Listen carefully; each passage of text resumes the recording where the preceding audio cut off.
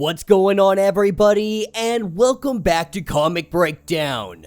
In this video, we are jumping into Captain America Symbol of Truth, issue number 12. This will be part 2 to Cold War. Now, what we saw in the first initial issue, Bucky Barnes has teamed up with White Wolf. This is all part of a plot to defeat the Outer Circle as their new revolution. Their first move, dispatch Peggy Carter to kidnap Sam Wilson's partner and Steve Rogers' son, also known as Nomad, to bring him back to his original home in Dimension Z. After the attack, Steve Rogers and Sharon Carter called Sam Wilson and Misty Knight for help. Together, they determined that the Outer Circle was training a new army in the remote wilderness of Alaska, making it a likely target for Bucky and White Wolf, a potential opportunity to locate and rescue Nomad. But if the Outer Circle forces weren't enough of an obstacle, an army from Dimension Z monsters have crashed through the fight, and they are led by creatures wearing the insignia of White Wolf and the New Revolution. So make sure you guys have subscribed to the channel,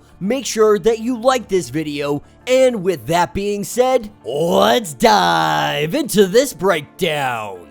Alright gang, so this story is opening us up with our four heroes. Our Captain America's Sharon and Misty. And what Sam is telling Cap is that he needs him to understand something. Whatever him and Bucky had argued about, whatever plan that Cap thinks he's got going on, whatever he thinks that he is saving Bucky from, Bucky has broken a war criminal out of prison, and he is apparently giving him an army of extra-dimensional monsters. Sam believes that there is no justification for this, so they all must go down. This is when Steve tells Sam that you don't need to tell me that Bucky is off the rails. We can all see that Bucky is off the rails, but he still believes that he can get through to him. As the two of them debate this, Misty and Sharon, they jump into the fray, saying that they don't have time to debate this situation. Sam and Steve both recognizing that they should probably table this discussion for another time. The threat standing in front of them they have to take care of.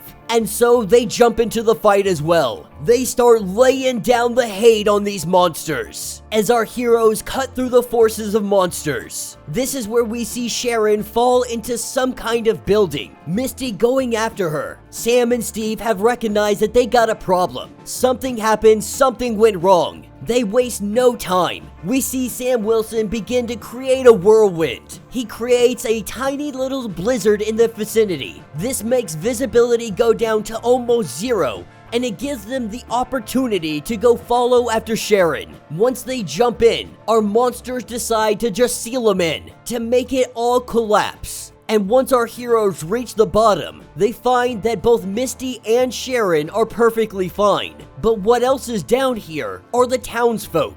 You see, there used to be an entire town here just recently. And these guys, this town, they fought until their town had been wiped out. Ever since then, they have been hiding out in these old mining tunnels. This is when Steve recognizes that there is only one way to stop all of this. They have to go to Dimension Z. But Sam says that getting Nomad back, that is not a priority. But the way that Cap sees it, they keep coming through that portal. The only way to stop them is to go on the other side and stop them there. But he also wants to mention that Ian is also his son. This is what picks us up in Dimension Z. With Nomad in a cage, he's having a conversation with Bucky. And Bucky is asking him if he feels some kind of way about being here. And Nomad, he had always felt like an exile in this place. But he has also never really had a home. Calling himself Nomad wasn't by accident. Asking Bucky, where is home for you? Was it where you were born? Where do you feel like you belong? Where do you feel like you are loved? And Bucky asks, what if home is where you go to find purpose? Right now, this place where you were born, where you lived so much of your childhood, it's a hellscape, filled with monsters. And in Zola's absence, these monsters have been left to rot, to petrify. He's asking Nomad, what if you could fix it? What if you could be what this place truly needs? Asking Nomad, do you trust me?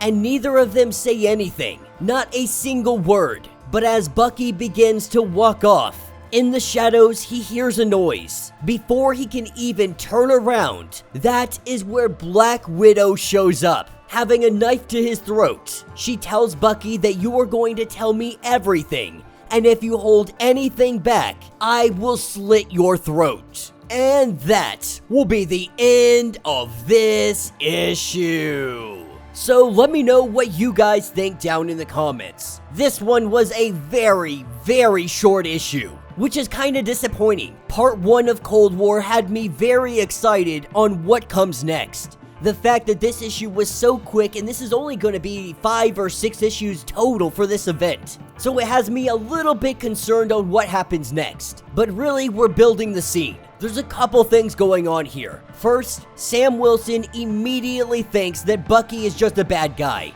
And I can get where he's coming from. It's understandable to feel that way. But Steve has known him the longest. He knows him the best out of all of them. And if Steve Rogers says that he believes that he can still reach him, I have no reason to doubt that Steve could do this. But Steve also has ulterior motives. While he is trying to say we're doing this for the betterment of humanity, we're trying to save everybody, we're trying to secure Dimension Z and stop these monsters from coming through, you can't help but notice that Steve is also focused on Ian. He is focused on getting Nomad back. And so is his judgment being clouded because of this. While they try to figure this out, in Dimension Z, we have Bucky that is seeming less and less like a villain. Yes, he's playing the part. He's doing things that may be unforgivable, but he is trying to take down one of the biggest organizations, most secret organizations that have ever existed. He is trying to take down the Outer Circle. And to take down an organization like this, you can't be morally straight. They are too ingrained, they are too deep into every crevice. Bucky knows this. He understands this better than anybody else. And it appears that Nomad is part of this plan. Whether he knows it or not, it seems like Bucky would want to instill Nomad as the leader of Dimension Z, to give him the throne. Yes, currently White Wolf has the throne, but we can assume that this is just a play. The truth is, Bucky needed him for the portal technology to even get to Dimension Z. And while White Wolf sits on the throne currently, it really seems like Bucky is making a play for Nomad to be the leader of Dimension Z, while also taking down the Outer Circle. But before we can get to any of that, he's gonna have to deal with Black Widow, sneaking her way into Dimension Z, into this facility, and sneaking up on Bucky Barnes. All of these great feats in themselves. The question now remains, what is Bucky going to do with Black Widow? How will he handle this situation? And will she be a viable asset moving forward? Let me know your thoughts, let me know your theories. If you would like to get completely caught up on everything that has been going on with Cold War, be sure to check out the link in my description as well as the top of this video.